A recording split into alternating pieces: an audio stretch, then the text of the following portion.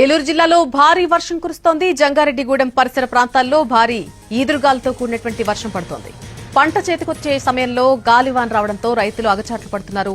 పలుచోట్ల మామిడికాయలు, వేరుశనగ, పొగాకు, మొక్కజొన్న పంటలు పూర్తిగా నేల కొరికిపోయాయి. రైతులకు భారీ నష్టం వాటిల్లింది.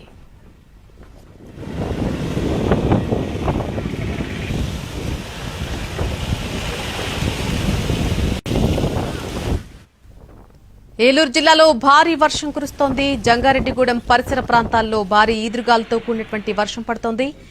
పంట చేతికొచ్చేటువంటి సమయంలో గాలివాన రావడంతో రైతులు తీవ్ర అగచాట్లు పడుతున్నారు. పలుచోట్ల మామిడికాయలు, వేరుశనగ, పొగాకు, మొక్కజొన్న పంటలు నేల కొరిగిపోయాయి. రైతులకు భారీ నష్టం వాటిల్లింది.